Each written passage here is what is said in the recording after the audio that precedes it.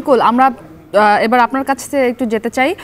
আমরা চট্টগ্রামের খবরাখবর জানছিলাম, জিয়াদের কাছ থেকে তিনি জানাচ্ছিলেন যে সেখানে খুবই স্বাভাবিক পরিস্থিতি বিরাজ করছে।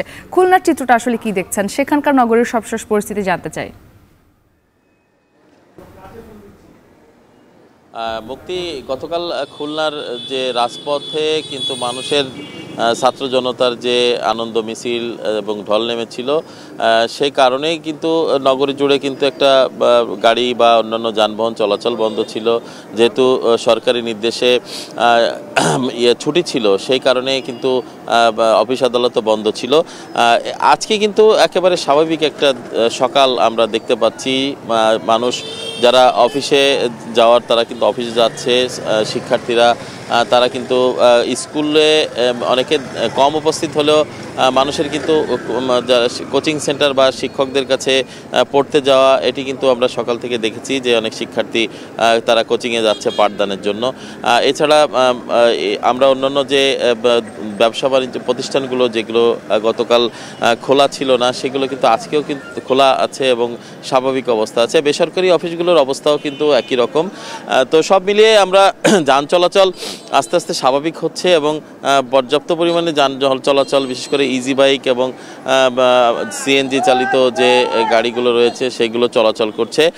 আমরা এখানে দেখেছি মানুষের বাইরে আসার যে প্রবণতা বা মানুষ কর্মে যোগ দেওয়ার যে প্রবণতা, সেটি কিন্তু আসলে খুব ভালোভাবেই দেখতে পাচ্ছি। আপনারা দেখতে পাচ্ছেন যে শহরে পরিবহন চলছে। এখানে গণপরিবহনের আসলে বলতে এখানে ইজি বাইক শুধু রয়েছে আর সিএনজি চালিত কিছু পরিবহন রয়েছে। এছাড়া মানুষ প্রাইভেট কারে তারা তাদের গন্তব্যে যাচ্ছে। যেহেতু বাস চলাচল এখনও স্বাভাবিক হয়নি, সে কারণে কিন্তু মানুষ ব্যক্তিগত পরিবহনটাকেই ব্যবহার করছে বেশি করে। এছাড়া মানুষ দূর দূরান্তে যাওয়ার জন্য তারা গাড়ি ভাড়া করে তারা দূর দূরান্তে তারা যাচ্ছে। আমরা যেটি দেখেছি, যেহেতু আজকে সকাল 6টার পর থেকে কারফিউ প্রত্যাহার করা হয়েছে, সেক্ষেত্রে মানুষের মধ্যে কিন্তু সেই স্বাভাবিক ভাবটা ধীরে ধীরে ফিরে আসছে।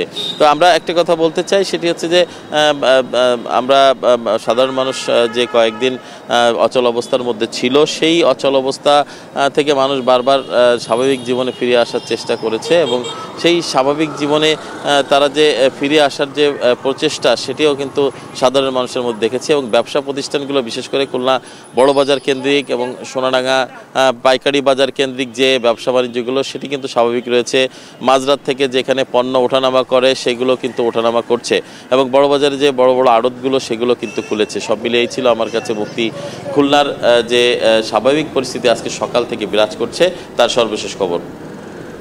তরিকুল ইসলাম যুক্ত ছিলেন খুলনা থেকে, এর আগে চট্টগ্রাম থেকে যুক্ত ছিলেন সহকর্মী হোসাইন জিয়াদ।